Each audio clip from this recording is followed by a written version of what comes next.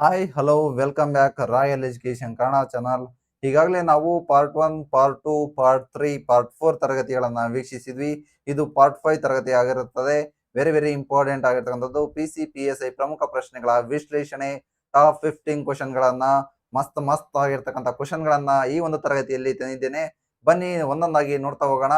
GK, history, constitution, economics, science and tech, geography, ecology ಹಾಗೆ computer subject ವಾರು ಪ್ರತಿಯೊಂದು subject ವಾರು ಕ್ವಶನ್ಗಳನ್ನ ಇಲ್ಲಿ ಹಾಕಿಕೊಂಡು ನಿಮ್ಮ ಮುಂದೆ ತಂದಿದ್ದೇನೆ. ಬನ್ನಿ ಒಂದೊಂದಾಗಿ ನೋಡ್ತಾ ಹೋಗೋಣ.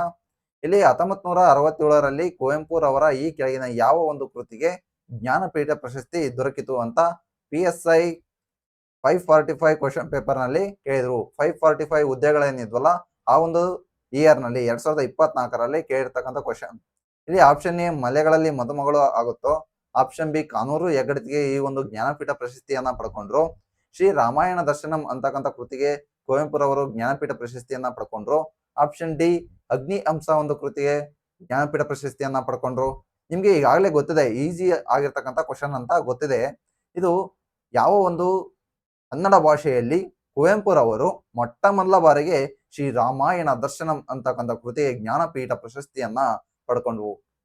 ಹಾಗಾಗಿ ಈ ಒಂದು ಆನ್ಸರ್ ಆಗುತ್ತೆ ಈ ಒಂದು ಕ್ವಶನ್ಗೆ ಶ್ರೀ ರಾಮಾಯಣ ದರ್ಶನಂ ಅಂತಕ್ಕಂಥದ್ದು. ಹಾಗಾದ್ರೆ ನೆಕ್ಸ್ಟ್ ಕ್ವಶನ್ ನೋಡ್ತಾ ಹೋಗೋಣ. ಇಲ್ಲಿ ಮಾನವನ ಹೃದಯದ ಫೇಸ್ ಮೇಕರ್ ಅಂತ ಯಾವುದಕ್ಕೆ ಕರಿತೀವಿ ಅಂತ ಕ್ವಶನ್ ಅನ್ನ ರೈಸ್ ಮಾಡಿದ್ದಾರೆ. PSI ಕ್ವಶನ್ ಇದು, ಹಾಗೆ PC ಕ್ವಶನ್ ಕೂಡ. ಹಾಗಾದ್ರೆ ಆಪ್ಷನ್ ಎ ಏಟ್ರಿಯೋ ವೆಂಟಿಕ್ಯುಲರ್ ನೋಡ್ ಆಗುತ್ತೋ, ಆಪ್ಷನ್ ಬಿ ಎಂಟ್ರೋ ಏಟ್ರಿಯಲ್ ನೋಡ್ ಆಗುತ್ತೋ, ಆಪ್ಷನ್ ಸಿ ಸೈನೋ ಏಟ್ರಿಯಲ್ ನೋಡ್ ಆಗುತ್ತೋ, ಆಪ್ಷನ್ ಡಿ ಪರ್ಕಿಂಜೆ ಫೈಬರ್ಸ್ ಆಗುತ್ತೋ. ಇಲ್ಲಿ ಮಾನವನ ಹೃದಯದ ಫೇಸ್ ಮೇಕರ್ ಅಂತ ನಾವು ಯಾವುದಕ್ಕೆ ಕರಿತೀವಿ ಅಂದ್ರೆ ಸ್ಯಾನ್ಗೆ ಕರಿತೀವಿ. ಸ್ಯಾನ್ ಅಂದ್ರೆ ಏನು? ಸೈನೋ ಏಟ್ರಿಯಲ್ ನೋಡ್ ಅಂತ ಕರಿತೀವಿ. ವೆರಿ ವೆರಿ ಇಂಪಾರ್ಟೆಂಟ್ ಆಗಿರ್ತಕ್ಕಂಥದ್ದು. ಇದಕ್ಕೆ ಆನ್ಸರ್ ಏನಾಗುತ್ತೆ ಅಂದ್ರೆ ಸ್ಯಾನ್. ಹಾಗಾದ್ರೆ ಸ್ಯಾನ್ ಅಂದ್ರೇನು, ವ್ಯಾನ್ ಅಂದ್ರೇನು ಅಂತಕ್ಕಂಥದ್ದನ್ನ ಚಿತ್ರದ ಮೂಲಕ ಇಲ್ಲಿ ನಾವು ನೋಡ್ತಾ ಹೋಗೋಣ. ಬನ್ನಿ. ಇದು ಮಾನವನ ಹೃದಯ. ಇದರಲ್ಲಿ 4 ಕೋಣೆಗಳು ಇರ್ತವೆ ಅಂತ ನಿಮ್ಗೆ ಈಗಾಗಲೇ ಗೊತ್ತಿದೆ. ಯಾವ್ದಂದ್ರೆ ಎಡ ಹೃತ್ಕರ್ಣ, ಎಡ ಹೃತ್ಕರ್ಷಿ, ಬಲ ಹೃತ್ಕರ್ಣ, ಬಲ ಹೃತ್ಕರ್ಷಿ. 4 ಕೋಣೆಗಳು ಹೃದಯಕ್ಕೆ, ಮಾನವನ ಹೃದಯಕ್ಕೆ 4 ಕೋಣೆಗಳು. ಹಾಗೆ ಪಕ್ಷಿಗಳ ಹೃದಯಕ್ಕೂ ಕೂಡ 4 ಕೋಣೆಗಳು. ಇಲ್ಲಿ ಮಹಾಪಧಮನಿ ಯಾವುದು, ಅಭಿಧಮನಿಗಳು ಯಾವುದು, ಹಾಗೆ ಹೃದಯದ 3 ಪದರಗಳು ಯಾವುವು ಅಂತಕ್ಕಂಥದ್ದನ್ನ ನೆಕ್ಸ್ಟ್ ತರಗತಿಯಲ್ಲಿ ನೋಡ್ತಾ ಹೋಗೋಣ. ಹೃದಯದ ಬಗ್ಗೆನೆ ಒಂದು ಸಪರೇಟ್ ಆಗಿರ್ತಕ್ಕಂಥ ನಾವು ಕ್ಲಾಸ್ ಅನ್ನ ತೆಗೆದುಕೊಳ್ಳಕ್ಕೆ ಈಗಾಗಲೇ ರೆಡಿ ಮಾಡ್ಕೊಂಡಿದ್ದೀನಿ. ಹಾಗಾದ್ರೆ ಇಲ್ಲಿ ಫಸ್ಟ್ ಸ್ಯಾನ್ ಅಂದ್ರೆ ಏನು ಅಂತಕ್ಕಂಥದ್ದನ್ನ ನೋಡ್ತಾ ಹೋಗೋಣ. ಹೃದಯದ ಫೇಸ್ ಮೇಕರ್ ಅಂತ ಕರಿತೀವಿ ಸ್ಯಾನ್ ಅನ್ನ. ಸೈನೋ ಆಟ್ರಿಯಲ್ ನೋಡ್ ಅಂತ ಕರಿತೀವಿ. ಹಾಗಾದ್ರೆ ಇದರ ಪಾತ್ರ ಏನು? ಹೃದಯದ ಒಂದು ಕಾರ್ಯದಲ್ಲಿ ಇದರ ಪಾತ್ರ ಏನು? ಮೆದುಳಿನಿಂದ ಬಂದಂತಹ ವಿದ್ಯುತ್ ಅಲೆಗಳನ್ನ ಇಲ್ಲಿ ವ್ಯಾನ್ಗೆ ಕಳಿಸುತ್ತೆ ಈ ಸ್ಯಾನ್ ಅಂತಕ್ಕಂಥದ್ದು. ಮಾನವನ ಹೃದಯದ ಬಡಿತ ಎಷ್ಟಂದ್ರೆ 1 ನಿಮಿಷಕ್ಕೆ 72ರಿಂದ 80 ಬಾರಿ. ಪುರುಷರಲ್ಲಿ 72 ಬಾರಿ 1 ನಿಮಿಷಕ್ಕೆ ಹೃದಯದ ಬಡಿತ ಬಡ್ಕೊಂಡ್ರೆ, ಇಲ್ಲಿ ಮಹಿಳೆಯರಲ್ಲಿ 80 ಬಾರಿ ಇಲ್ಲಿ 1 ನಿಮಿಷಕ್ಕೆ ಹೃದಯದ ಬಡಿತ ಉಂಟಾಗುತ್ತೆ. ಲಬ್ ಡಬ್ ಅಂತಕ್ಕಂಥ ಸೌಂಡ್ ಅನ್ನ ಏನ್ ಬರುತ್ತಲ್ಲ, ಅದು ಬರುವುದೇ ಈ ಒಂದು ಸ್ಯಾನ್ ಮತ್ತು ವ್ಯಾನ್ ಅಂತಕ್ಕಂಥ ಹೃದಯದ ಭಾಗಗಳಿಂದ. ಇಲ್ಲಿ ಸ್ಯಾನ್ ಅಂತಕ್ಕಂಥದ್ದು ಮೆದುಳಿನಿಂದ ಬಂದಂತಹ ವಿದ್ಯುತ್ ಅಲೆಗಳನ್ನ ವ್ಯಾನ್ಗೆ ಕಳುಹಿಸುತ್ತೆ. ಈ ವ್ಯಾನ್ ಸುಮ್ಮನೆ ಇರೋದಿಲ್ಲ. ಹೃದಯದ ಬಡಿತವನ್ನ ಸ್ಟಾರ್ಟ್ ಮಾಡೋಕೆ ಈಗ ಸ್ಯಾನ್ ಅನುಮತಿ ನೀಡಿದೆ. ನೋಡಪ್ಪ, ಬಂಡಲ್ ಆಫ್ ಈಸ್ ಅಂತಕ್ಕಂಥ ಒಂದು ಹೃದಯದ ಭಾಗಕ್ಕೆ ಹೇಳುತ್ತೆ, ನೀನು ಕೂಡ ನನಗೆ ಹೆಲ್ಪ್ ಮಾಡು. ಹೃದಯದ ಬಡಿತಕ್ಕೆ ಲಬ್ ಡಬ್ ಅನ್ನೋ ಸೌಂಡ್ಗೆ ನೀನು ಕೂಡ ಹೆಲ್ಪ್ ಮಾಡು, ಹೃದಯದ ಬಡಿತವನ್ನ ಸ್ಟಾರ್ಟ್ ಮಾಡು ಅಂತ ಈ ಒಂದು ವ್ಯಾನ್ ಅಂತಕ್ಕಂಥ ಭಾಗ ಬಂಡಲ್ ಆಫ್ ಇಸ್ಗೆ ತಿಳಿಸುತ್ತೆ. ಹಾಗಾದ್ರೆ ವ್ಯಾನ್ ಅಂತಕ್ಕಂಥ ಭಾಗ ಅದರ ಫುಲ್ ಫಾರ್ಮ್ ಅನ್ನ ಕೇಳಿದ್ದಾರೆ. PSI ಪ್ರಮುಖ ಪ್ರಶ್ನೆಗಳಲ್ಲೂ ಕೂಡ ಕೇಳ್ತಾ ಹೋಗ್ತಾರೆ. KS ಪ್ರಿಲಿಮ್ಸ್ ನಲ್ಲೂ ಕೂಡ ಕೇಳ್ತಾ ಹೋಗ್ತಾರೆ. ವೆರಿ ವೆರಿ ಇಂಪಾರ್ಟೆಂಟ್ ಆಗಿರ್ತಕ್ಕಂಥದ್ದು. ಆಟ್ರಿಯೋ ವೆಂಟ್ರಿಕ್ಯುಲರ್ ನೋಡ್ ಅಂತ ಕರಿತೀವಿ ವ್ಯಾನ್ ಅಂತಕ್ಕಂಥದ್ದು. AVN ಅಂತಕ್ಕಂಥ ಫುಲ್ ಫಾರ್ಮ್ ಅನ್ನ ಕೇಳ್ತಾರೆ. ಅದಕ್ಕಾಗಿನೇ ವೆರಿ ವೆರಿ ಇಂಪಾರ್ಟೆಂಟ್ ಆಗಿರ್ತಕ್ಕಂಥದ್ದು. ಹಾಗಾದ್ರೆ ಪರ್ಕಿಂಜೆ ಫೈಬರ್ಸ್ ಅಂತಕ್ಕಂಥದ್ದು ಎಲ್ಲಿ ಬರ್ತಾ ಇದೆ ನೋಡಿ. ಇದು ಹೃದಯದ ಬಡಿತಕ್ಕೂ ಕೂಡ ಪರ್ಕಿಂಜೆ ಫೈಬರ್ಸ್ ಅಂತಕ್ಕಂಥ ಭಾಗವನ್ನು ಕೂಡ ಹೆಲ್ಪ್ ಮಾಡುತ್ತೆ. ಇಲ್ಲಿ ಹೃದಯದ 3 ಪದರಗಳು, ಎಂಡೋ ಆಗಿರ್ಬೋದು, ಪೆರಿಕಾರ್ಡಿಯಂ ಆಗಿರ್ಬೋದು, ಹಾಗೆ ಮಯೋಕಾರ್ಡಿಯಂ ಆಗಿರ್ಬೋದು, 3 ಹೃದಯದ ಭಾಗಗಳನ್ನ ನಾವು ಇಲ್ಲಿ ಗುರುಸ್ತಾ ಹೋಗ್ತೀವಿ. ಹಾಗಾದ್ರೆ ಇದಿಷ್ಟು ಹೃದಯದ ಬಗ್ಗೆ ನಾವು ನೋಡ್ತಾ ಹೋದ್ವಿ. ಇಲ್ಲಿ ಕರ್ನಾಟಕದ ಮಾನವನ ಹೃದಯದ ಮನೋಶಾಸ್ತ್ರಜ್ಞರು ಇಲ್ಲಿ ಹೇಳ್ತಾ ಹೋಗ್ತಾರೆ ಮಂಜುನಾಥ್ ಅವರು. ನೀನು ಹೇ ಮಿತ್ರನೇ, ನೀನು ನನಗಾಗಿ ಒಂದು ತಾಸು ಚಲಿಸು, ನಾನು ನಿನಗಾಗಿ ನಿರಂತರವಾಗಿ ಮಿಡಿಯುತ್ತೇನೆ, ಇಂತಿ ಹೃದಯ ಅಂತ ಹೇಳ್ತಾರೆ. ಇಲ್ಲಿ ಮಾನವನ ಜೀವನಕ್ಕೆ ಅಷ್ಟೊಂದು ಉಪಯುಕ್ತ ಈ ಒಂದು ಹೃದಯ. ಯಾಕೆ ಅಂದ್ರೆ ಹೃದಯ ಹೇಳುತ್ತಂತೆ, ಹೇ ಮಾನವನೇ, ನೀನು ದಿನನಿತ್ಯ ನನಗಾಗಿ ಒಂದು ತಾಸು ನಡೆದ್ರೆ, ಜಾಗಿಂಗ್ ಮಾಡಿದ್ರೆ, ಚಲಿಸಿದ್ರೆ ನಾನು ನಿನಗಾಗಿ ನಿರಂತರವಾಗಿ ಮಿಡಿಯುತ್ತಾ ಆಕ್ಟಿವ್ ಆಗಿರೋದಕ್ಕೆ ಸಹಾಯ ಮಾಡುತ್ತೇನೆ ಅಂತ ಹೃದಯ ಹೇಳುತ್ತೆ. ಹಾಗಾಗಿ ಪ್ರತಿಯೊಂದು ಕಾಂಪಿಟೇಟರ್ ಎಕ್ಸಾಮ್ಸ್ಗೆ ಓದ್ತಕ್ಕಂಥ ಅಭ್ಯರ್ಥಿಗಳು ಡೈಲಿ ಸುಮ್ಮನೆ ಕೂತ್ಕೊಂಡಿರ್ತಾರಲ್ಲ, ಈವ್ನಿಂಗ್ ಆಗಿರ್ಬೋದು, ಒಂದು ತಾಸು ವಾಕಿಂಗ್ ಮಾಡ್ರಿ, ಆಕ್ಟಿವ್ ಆಗಿರ್ತೀರ. ಯಾವುದೇ ಕ್ವಶನ್ ಅನ್ನ ಕೂಡ ಕೇಳಿದ್ರೆ ಅಬ್ಸರ್ವ್ ಮಾಡ್ತಕ್ಕಂಥ ಆಕ್ಟಿವ್ ಆಗಿರ್ತಕ್ಕಂಥದ್ದು ಇಮ್ಯುನಿಟಿ ಪವರ್ ನಿಮ್ಮಲ್ಲಿ ಬೆಳೆಯುತ್ತೆ. ಇರ್ಲಿ, ಹೃದಯದ ಒಂದು ಪಾತ್ರವನ್ನ ನಾವು ಇಲ್ಲಿ ನೋಡಿದ್ವಿ. ಅದೇನೇ ಇರಲಿ, ನೆಕ್ಸ್ಟ್ ನೋಡ್ತಾ ಹೋಗೋಣ. ನೆಕ್ಸ್ಟ್ ಕ್ವಶನ್ಗೆ ಹೋಗೋಣ. 3ನೇ ಕ್ವಶನ್, ಬೋನಾಳ ಪಕ್ಷಿಧಾಮ. ಬೋನಾಳ ಪಕ್ಷಿಧಾಮವು ಈ ಕೆಳಗಿನ ಯಾವ ಒಂದು ಜಿಲ್ಲೆಯಲ್ಲಿದೆ? ಆಪ್ಷನ್ ಎ ಕಲಬುರಗಿ ಜಿಲ್ಲೆಯಲ್ಲಿದೆಯೋ, ಆಪ್ಷನ್ ಬಿ ಬೀದರ್ನಲ್ಲಿದೆಯೋ, ಆಪ್ಷನ್ ಸಿ ಯಾದಗಿರಿ ಡಿಸ್ಟಿಕ್ ನಲ್ಲಿದೆಯೋ, ಆಪ್ಷನ್ ಡಿ ರಾಯಚೂರು ಡಿಸ್ಟಿಕ್ ನಲ್ಲಿದೆಯೋ? ಇಲ್ಲಿ ನಿಮಗೆ ಈಗಾಗಲೇ ಗೊತ್ತಿದೆ, ಬೋನಾಳ ಪಕ್ಷಿಧಾಮ ಅಂತಕ್ಕಂಥ ಕ್ವಶನ್ ಅನ್ನ ಕೊಟ್ರೆ ನೀವು ಹಾಕ್ತೀರಾ ಯಾದಗಿರಿ ಜಿಲ್ಲೆಯಲ್ಲಿದೆ. ಹಾಗಾದ್ರೆ ನಮ್ಮ ಕರ್ನಾಟಕದಲ್ಲಿ ಪ್ರಮುಖ ಪಕ್ಷಿಧಾಮಗಳು ಯಾವ್ಯಾವಿವೆ, ಯಾವ ಒಂದು ಡಿಸ್ಟಿಕ್ ನಲ್ಲಿ ಯಾವ ಒಂದು ಪಕ್ಷಿಧಾಮ ಕಂಡು ಬರ್ತಾ ಇದೆ ಅಂತಕ್ಕಂಥದ್ದನ್ನ ಈ ಒಂದು ಟೇಬಲ್ ನ ಮೂಲಕ ನೋಡ್ತಾ ಹೋಗೋಣ.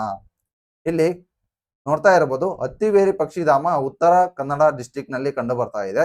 ಗುಡವಿ ಪಕ್ಷಿಧಾಮ ಅಂತಕ್ಕಂಥದ್ದು ಶಿವಮೊಗ್ಗ ಡಿಸ್ಟಿಕ್ ನಲ್ಲಿ ಕಂಡು ಬರ್ತಾ ಇದೆ.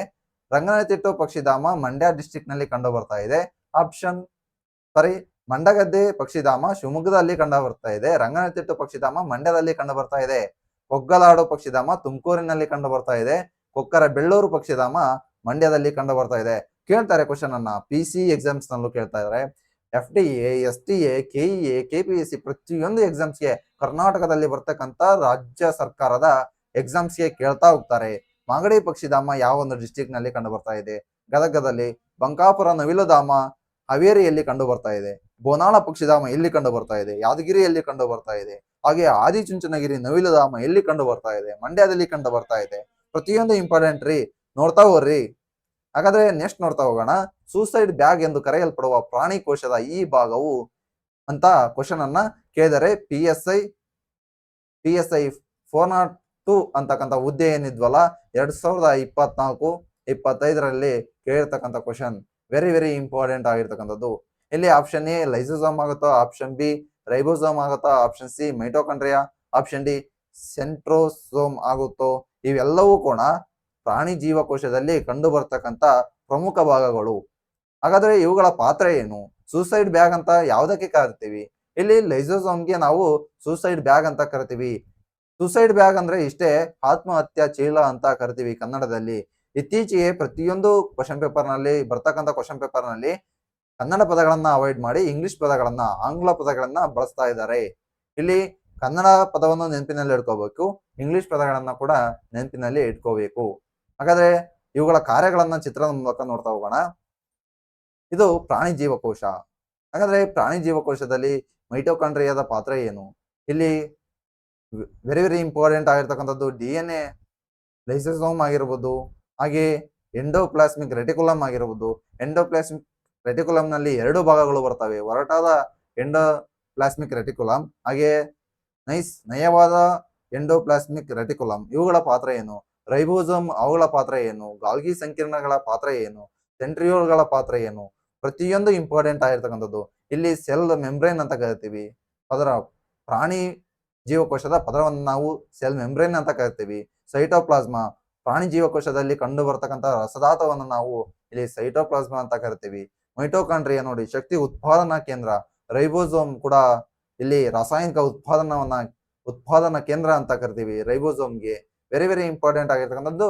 ಇದನ್ನ ಸ್ಪೆಷಲ್ ಆಗಿರ್ತಕ್ಕಂಥ ವಿಡಿಯೋವನ್ನ ಮಾಡ್ತೀನಿ ಪ್ರಾಣಿ ಜೀವಕೋಶದ ಬಗ್ಗೆ, ಹಾಗೆ ಸಸ್ಯ ಜೀವಕೋಶದ ಬಗ್ಗೆ. ಪ್ರತಿಯೊಂದು ಇಂಪಾರ್ಟೆಂಟ್ ಇಲ್ಲಿ ಹೇಳ್ತಾ ಕೂತ್ಕೊಂಡ್ರೆ ಇದೇ ಒಂದು ತಾಸಾಗುತ್ತೆ. ಹಾಗಾದ್ರೆ ನೆಕ್ಸ್ಟ್ ನೋಡ್ತಾ ಹೋಗೋಣ. ಇಲ್ಲಿ 5ನೇ ಕ್ವಶನ್ಗೆ ಬಂದಿವಿ. ಅಹಮದ್ ನಗರದ ನಿಜಾಮ್ ಶಾಹಿ ವಂಶದ ಸ್ಥಾಪಕರು ಯಾರು? ಇಲ್ಲಿ ಆಪ್ಷನ್ ಎ ಅಬ್ದುಲ್ ಫಜಲ್ ಫೈ ಆಗುತ್ತೋ, ಹಾಗೆ ಮಲ್ಲಿಕ್ ಅಹಮದ್ ಆಗುತ್ತೋ, ಇಲ್ಲಿ ಮಹಮ್ಮದ್ ಶಾ ಆಗುತ್ತೋ, ಇಬ್ರಾಹಿಂ ಶಾ ಆಗುತ್ತೋ? ವೆರಿ ವೆರಿ ಇಂಪಾರ್ಟೆಂಟ್ ಆಗಿರ್ತಕ್ಕಂಥದ್ದು. ಆಪ್ಷನ್ ಬಿ ಇಲ್ಲಿ ಮಲಿಕ್ ಅಹಮದ್ ಆಗುತ್ತೆ. ಇದಕ್ಕೆ ಆಪ್ಷನ್. ಇಲ್ಲಿ ಅಹಮದ್ ನಗರದ ನಿಜಾಂಶಾಹಿ ಬಗ್ಗೆ ತಿಳಿಬೇಕಂದ್ರೆ ನಾವು ಬಹುಮನಿ ಸಾಮ್ರಾಜ್ಯದ ಬಗ್ಗೆ ತಿಳಿಬೇಕು. ಕರ್ನಾಟಕದ ಇತಿಹಾಸವನ್ನ ನಾವು ಮತ್ತೊಮ್ಮೆ ನೋಡ್ತಾ ಹೋಗ್ಬೇಕು. ಇಲ್ಲಿ ಕರ್ನಾಟಕದ ಇತಿಹಾಸದಲ್ಲಿ ವಿಜಯನಗರ ಸಾಮ್ರಾಜ್ಯದ ನಂತರ ಬರ್ತಕ್ಕಂಥ ಸಾಮ್ರಾಜ್ಯವೇ ಈ ಬಹುಮನಿ ಸಾಮ್ರಾಜ್ಯ. ಹಾಗಾದ್ರೆ ಬಹುಮನಿ ಸಾಮ್ರಾಜ್ಯದ ಒಂದು ಕಾಲಾವಧಿ ಏನು? ಇಲ್ಲಿ 1347ರಿಂದ ಹಿಡಿದು 1527ರವರೆಗಿನ ನಾವು ಕಾಲವನ್ನ ನಾವು ಬಹುಮನಿ ಸಾಮ್ರಾಜ್ಯದ ಕಾಲ ಅಂತ ಕರಿತೀವಿ. ಹಾಗಾದ್ರೆ ಬಹುಮನಿ ಸಾಮ್ರಾಜ್ಯದ ಸ್ಥಾಪಕ ಯಾರು? ಅಲ್ಲಾವುದ್ದೀನ್ ಹಸನ್ ಗಂಗು ಬಹುಮನಿ ಶಾ ಅಂತ ಕರಿತೀವಿ ಅಲ್ಲ, ಆ ಒಂದು ಅರಸ ಅಲ್ಲಾವುದ್ದೀನ್ ಹಸನ್ ಗಂಗು ಬಹುಮನಿ ಶಾ ಅಂತಕ್ಕಂಥ ವ್ಯಕ್ತಿ ಮೊಟ್ಟ ಮೊದಲ ಬಾರಿಗೆ ಬಹುಮನಿ ಸುಲ್ತಾನರ ಒಂದು ಸಾಮ್ರಾಜ್ಯಕ್ಕೆ ಅಡಿಪಾಯವನ್ನ ಹಾಕ್ತಾನೆ. ಅದೇ ಅಲ್ಲಾವುದ್ದೀನ್ ಹಸನ್ ಗಂಗು ಬಹುಮನಿ ಶಾ ನಂತರ ಮಹಮ್ಮದ್ ಶಾ ಆಡಳಿತಕ್ಕೆ ಬರ್ತಾನೆ.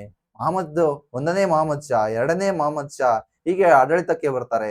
ಫಿರೋಜ್ ಶಾ, ಹಾಗೆ ವೆರಿ ವೆರಿ ಇಂಪಾರ್ಟೆಂಟ್ ಆಗಿರ್ತಕ್ಕಂಥದ್ದು ಶಿಯಾವುದ್ದೀನ್ ಮಹಮ್ಮದ್ ಶಾ ಅಂತಕ್ಕಂಥ ಆಡಳಿತಕ್ಕೆ ಬರ್ತಾನೆ. ಇಲ್ಲಿ ಅಹಮದ್ ನಗರದ ನಿಜಾಂಶಾಹಿಗಳ ಬಗ್ಗೆ ಗೊತ್ತಾಗಬೇಕಂದ್ರೆ ಇಲ್ಲಿ ಶಿಯಾವುದ್ದೀನ್ ಅರಸನ ಕಾಲದಲ್ಲಿ 5 ಶಾಹಿ ಸುಲ್ತಾನರ ಒಂದು ಸಾಮ್ರಾಜ್ಯ ವಿಂಗಡಣೆ ಆಗಿ ಬಹುಮನಿ ಸಾಮ್ರಾಜ್ಯ ವಿಂಗಡಣೆ ಆಗಿ 5 ಶಾಹಿ ಸುಲ್ತಾನರ ಸಾಮ್ರಾಜ್ಯ ಹುಟ್ಟು ಹಾಕಿಕೊಳ್ಳುತ್ತವೆ. ಹಾಗಾದ್ರೆ 5 ಶಾಹಿ ಸುಲ್ತಾನರ ಸಾಮ್ರಾಜ್ಯಗಳು ಯಾವುವು? ಬೀದರ್ನ ಬರೀದ್ ಶಾಹಿಗಳು, ಬೀರರ್ನ ಇಮಾದ್ ಶಾಹಿಗಳು, ಗೋಲ್ಕೊಂಡದ ಕುತುಬ್ ಶಾಹಿಗಳು, ಅಹಮದ್ ನಗರದ ನಿಜಾಂ ಶಾಹಿಗಳು. ಇಲ್ಲಿ ವೆರಿ ವೆರಿ ಇಂಪಾರ್ಟೆಂಟ್ ಆಗಿರ್ತಕ್ಕಂಥದ್ದು, ಇಲ್ಲಿ ಅಹಮದ್ ನಗರದ ನಿಜಾಂ ಶಾಹಿ ಒಂದು ವಂಶದ ಸ್ಥಾಪಕನೇ ಈ ಮಲ್ಲಿಕ್ ಅಹಮದ್ ಅಂತ ನಾವು ಕರಿತೀವಿ. ಇದಿಷ್ಟು ನಾವು ಬಹುಮನಿ ಸುಲ್ತಾನರ ಸಾಮ್ರಾಜ್ಯದ ಬಗ್ಗೆ ನಾವು ಇಲ್ಲಿ ತಿಳ್ಕೊಂಡ್ವಿ. ಹಾಗಾದ್ರೆ ನೆಕ್ಸ್ಟ್ ನೋಡ್ತಾ ಹೋಗೋಣ. ಇನ್ನು ಯಾರೆಲ್ಲ ನಮ್ಮ ಚಾನಲ್ಗೆ ಸಬ್ಸ್ಕ್ರೈಬ್ ಆಗಿಲ್ಲ ಅಂದ್ರೆ ಬೇಗನೆ ಸಬ್ಸ್ಕ್ರೈಬ್ ಮಾಡ್ಕೊಳ್ಳಿ. ರಾಯಲ್ ಎಜುಕೇಶನ್ ಕನ್ನಡ ಅಂತ ಟೈಪ್ ಮಾಡಿ ಯೂಟ್ಯೂಬ್ ನಲ್ಲಿ ಓಪನ್ ಆಗುತ್ತೆ. ಪ್ರಮುಖ ಇಂಪಾರ್ಟೆಂಟ್ ಆಗಿರ್ತಕ್ಕಂಥ PSI ಕ್ವಶನ್ ಗಳನ್ನ ಈಗಾಗಲೇ ನಾವು ಅನಲೈಸ್ ಮಾಡ್ತಾ ಇದೀವಿ. ಪ್ಲೇ ಲಿಸ್ಟ್ ಗೆ ಹೋಗಿ PSI ಕ್ವಶನ್ ಪೇಪರ್ ಗಳನ್ನ ಅನಲೈಸ್ ಮಾಡಿರ್ತಕ್ಕಂಥ ಒಂದು ವಿಡಿಯೋಗಳು ಸಿಗ್ತವೆ, ಸ್ಪೆಷಲ್ ವಿಡಿಯೋಸ್ಗಳು ಸಿಗ್ತವೆ, ಪೇಪರ್ಸ್ ಕಟಿಂಗ್ಸ್, ದಿನನಿತ್ಯ ಪ್ರಚಲಿತ ವಿದ್ಯಮಾನಗಳು ಯಾವ ರೀತಿ ಬರ್ತಾ ಇದಾವೆ, ಪೇಪರ್ಸ್ ಕಟಿಂಗ್ಸ್ ನ ಮೂಲಕ ತರಗತಿಗಳನ್ನ ನಾವು ಈಗಾಗಲೇ ಮಾಡ್ತಾ ಇದೀವಿ. ಜಿಯೋಗ್ರಫಿ, ಭಾರತದ ಸಂಪೂರ್ಣ ಭೂಗೋಳ ಶಾಸ್ತ್ರದ ಬಗ್ಗೆ ಈಗಾಗಲೇ ಅಪ್ಡೇಟ್ ಮಾಡಿದ್ದೇವೆ. ಮ್ಯಾಥ್ಸ್ ತರಗತಿಗಳನ್ನ ಕೂಡ ಮಾಡಿದ್ದೇವೆ. ಹಾಗೆಯೇ 2025ರಲ್ಲಿ ತಿಂಗಳವಾರು ಮ್ಯಾಗಝಿನ್ ಗಳನ್ನ ಆಧಾರವಾಗಿಟ್ಟುಕೊಂಡು ಪ್ರಚಲಿತ ವಿದ್ಯಮಾನಗಳನ್ನ ಯಾವ ರೀತಿ ಕೇಳ್ತಾ ಹೋಗ್ತಾರೆ ಕ್ವಶನ್ ಅನ್ನ ಈಗಾಗಲೇ ನಾವು ಸಂಪೂರ್ಣವಾಗಿ ಅಧ್ಯಯನವನ್ನ ಮಾಡಿದ್ವಿ. ನೀವು ಕೂಡ ಒಮ್ಮೆ ಗಮನಿಸಿ. ಹಾಗಾದ್ರೆ ನೆಕ್ಸ್ಟ್ ನೋಡ್ತಾ ಹೋಗೋಣ. ನೆಕ್ಸ್ಟ್ ಕ್ವಶನ್ಗೆ 6ನೇ ಕ್ವಶನ್, ಈ ಕೆಳಗಿನ ನೀಡಲಾಗಿರುವ ಪಟ್ಟಿ 1 ಮತ್ತು ಪಟ್ಟಿ 2 ಒಂದಿಗೆ ಹೊಂದಿಸಿ ಸರಿಯಾದ ಆಯ್ಕೆಯನ್ನ ಆರಿಸಿ ಅಂತ ಕ್ವಶನ್ ಅನ್ನ ಕೇಳಿದ್ದಾರೆ. ಇಲ್ಲಿ ಪಟ್ಟಿ 1 ಅಂತ ಕೊಟ್ಟಿದ್ದಾರೆ, ಮತ್ತೆ ಪಟ್ಟಿ 2 ಅನ್ನ ಕೊಟ್ಟಿದ್ದಾರೆ. ಪಟ್ಟಿ 1 ನಲ್ಲಿ ಇರ್ತಕ್ಕಂಥ ಒಂದು ವಿಷಯಗಳು ಪಟ್ಟಿ 2ಗೆ ಹೊಂದಿಸಿ ಬರೆಯಿರಿ ಅಂತ ಕೇಳಿದ್ದಾರೆ. ಇಲ್ಲಿ ಆಪ್ಷನ್ 1 ಒಡಂಟೋಲಜಿ ಯಾವುದಕ್ಕೆ ಸಂಬಂಧಿಸಿದೆ? ಇದು ಮೂಳೆಗಳ ಅಧ್ಯಯನಕ್ಕೆ ಸಂಬಂಧಿಸಿದೆಯೋ ಅಥವಾ ಅರ್ನಿಥಾಲಜಿ ಯಾವುದಕ್ಕೆ ಸಂಬಂಧಿಸಿದೆ? ಹಲ್ಲುಗಳ ಅಧ್ಯಯನಕ್ಕೆ ಸಂಬಂಧಿಸಿದೆಯೋ? ಓಸೋಲಜಿ ಬಗ್ಗೆ ಕೇಳಿದ್ದಾರೆ, ಹಾಗೆ ಆಫಿಯೋಲಜಿ ಬಗ್ಗೆ ಕೂಡ ಕೇಳಿದ್ದಾರೆ. ಇಲ್ಲಿ ಪ್ರಮುಖವಾಗಿ ಇಂಪಾರ್ಟೆಂಟ್ ಆಗಿರ್ತಕ್ಕಂಥದ್ದು ಆಪ್ಷನ್ 1 ನೋಡ್ತಾ ಹೋಗೋಣ. ಒಡಂಟೋಲಜಿ ನಮಗೆ ಈಗಾಗಲೇ ಗೊತ್ತಿದೆ. ಒಡಂಟೋಲಜಿ ಅಂದ್ರೆ ಹಲ್ಲುಗಳ ಬಗ್ಗೆ ಅಧ್ಯಯನ ಮಾಡೋದನ್ನ ನಾವು ಒಡಂಟೋಲಜಿ ಅಂತ ಕರಿತೀವಿ. ಇಲ್ಲಿ 1ನೇದಕ್ಕೆ ಬಿ ಆಗುತ್ತೆ. ಹಾಗಾದ್ರೆ ಆಪ್ಷನ್ ಇಲ್ಲಿ ನೋಡ್ತಾ ಹೋಗಬಹುದು. ಇಲ್ಲಿ ಹೇಗೆ 1ನೇದಕ್ಕೆ ಏನಾಗುತ್ತೆ ಅಂದ್ರೆ ಬಿ ಆಗುತ್ತೆ. ಇಲ್ಲಿದೆ ನೋಡಿ, 1ನೇದಕ್ಕೆ ಬಿ ಅಂತ ಇದೆ. ಹಾಗಾದ್ರೆ ಇಲ್ಲಿ ಉಳಿದ ಒಂದು ಆಪ್ಷನ್ ಅನ್ನ ಗಮನಿಸಬೇಕು. ಇಲ್ಲಿ 1ನೇದಕ್ಕೆ ಸಿ ಇದೆ, 1ನೇದಕ್ಕೆ ಡಿ ಇದೆ, 1ನೇದಕ್ಕೆ ಎ ಇದೆ. ಹಾಗಾದ್ರೆ ನಮಗೆ ಇಲ್ಲಿ ಸರಿಯಾದ ಉತ್ತರ ಯಾವ್ದಂದ್ರೆ ಬಿ ಇರ್ತಕ್ಕಂಥದ್ದು. ಈಗಾಗಲೇ ನಾವು 1 ನಿಮಿಷಕ್ಕೆ 1 ಕ್ವಶನ್ ಅನ್ನ ಅಟೆಂಡ್ ಮಾಡಬೇಕು. ಹಾಗಾದ್ರೆ ಮಾತ್ರ ಎಕ್ಸಾಮ್ ಅನ್ನ ಪಾಸ್ ಮಾಡೋದಕ್ಕೆ ಸಾಧ್ಯ. ನೆಕ್ಸ್ಟ್ ಈಗ ನಾವು ಮುಂದದನ್ನ ಯೋಚನೆ ಮಾಡಬಾರ್ದು, ಡೈರೆಕ್ಟ್ ಆಗಿ ಬಿ ಅಂತ ಒಂದು ಆನ್ಸರ್ಗೆ ಟಿಕ್ ಹಾಕಿ ನೆಕ್ಸ್ಟ್ ಹೋಗ್ಬಿಡ್ಬೇಕು. ಹಾಗಾದ್ರೆ ಇಲ್ಲಿ ಅರ್ನಿಥಾಲಜಿ ಅಂದ್ರೆ ಏನು? ಅರ್ನಿಥಾಲಜಿ ಅಂದ್ರೆ ಪಕ್ಷಿಗಳ ಒಂದು ಅಧ್ಯಯನಕ್ಕೆ ನಾವು ಅರ್ನಿಥಾಲಜಿ ಅಂತ ಕರಿತೀವಿ. ಓಸೋಲಜಿ ಅಂದ್ರೆ ಏನು? ಓಸೋಲಜಿ ಅವುಗಳ ಅಧ್ಯಯನಕ್ಕೆ ನಾವು ಓಸೋಲಜಿ ಅಂತ ಕರಿತೀವಿ. ಆಸ್ಟಿಯೋಲಜಿ ಅಂತ ಕರಿತೀವಿ.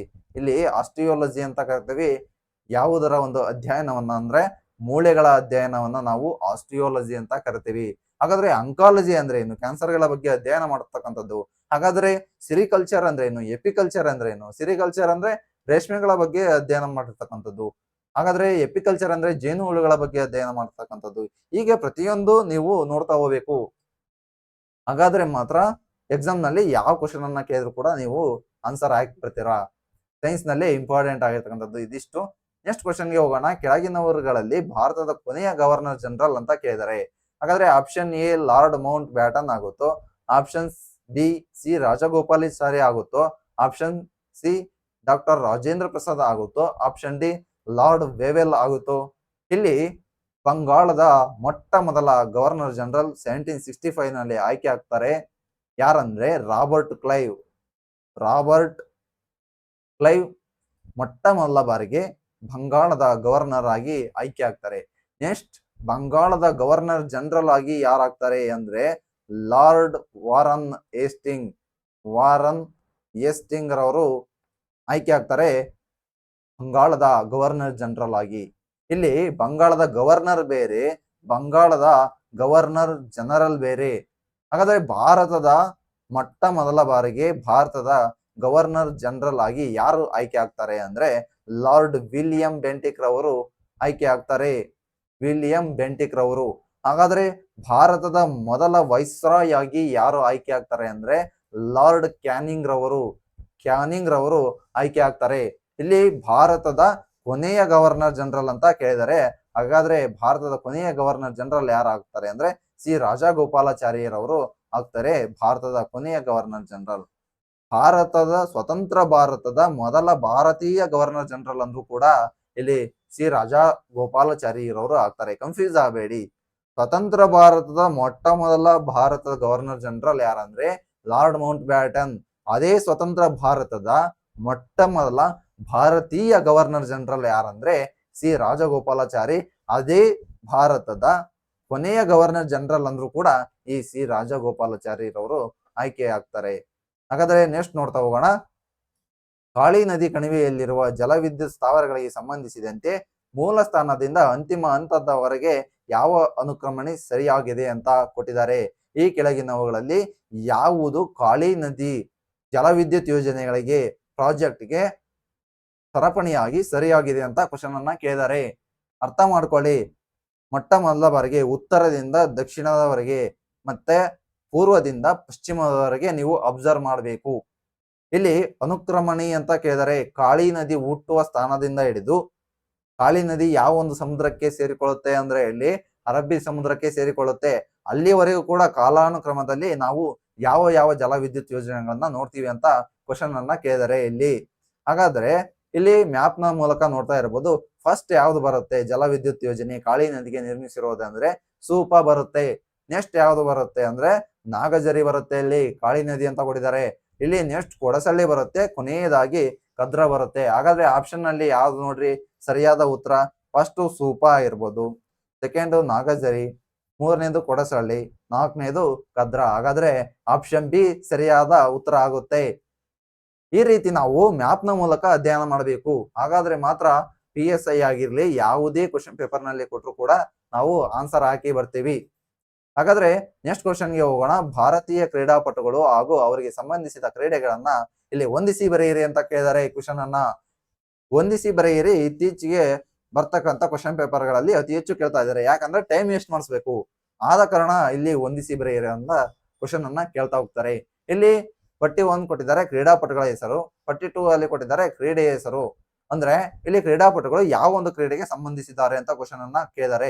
ಇಲ್ಲಿ ಆಪ್ಷನ್ ಎ ಮಣಿಕಾ ಬಾತ್ರಾ ರವರು ಯಾವ ಒಂದು ಕ್ರೀಡೆಗೆ ಸಂಬಂಧಿಸಿದ್ದಾರೆ, ಹರ್ಮನ್ಪ್ರೀತ್ ಸಿಂಗ್ ರವರು ಯಾವ ಒಂದು ಕ್ರೀಡೆಗೆ ಸಂಬಂಧಿಸಿದ್ದಾರೆ, ಚಿರಾಗ್ ಶೆಟ್ಟಿ ರವರು ಯಾವ ಒಂದು ಕ್ರೀಡೆಗೆ ಸಂಬಂಧಿಸಿದ್ದಾರೆ, ಬಲರಾಜ್ ಪನ್ವಾರ್ ಅವರು ಯಾವ ಒಂದು ಕ್ರೀಡೆಗೆ ಸಂಬಂಧಿಸಿದ್ದಾರೆ. ಇಲ್ಲಿ ಆಪ್ಷನ್ ಎ ನೋಡ್ತಾ ಹೋಗೋಣ. ಮಣಿಕಾ ಬಾತ್ರಾ ರವರು ಟೇಬಲ್ ಟೆನ್ನಿಸ್ಗೆ ಸಂಬಂಧಿಸಿದ್ದಾರೆ, ಆ ಒಂದು ಕ್ರೀಡೆಗೆ ಸಂಬಂಧಿಸಿದ್ದಾರೆ.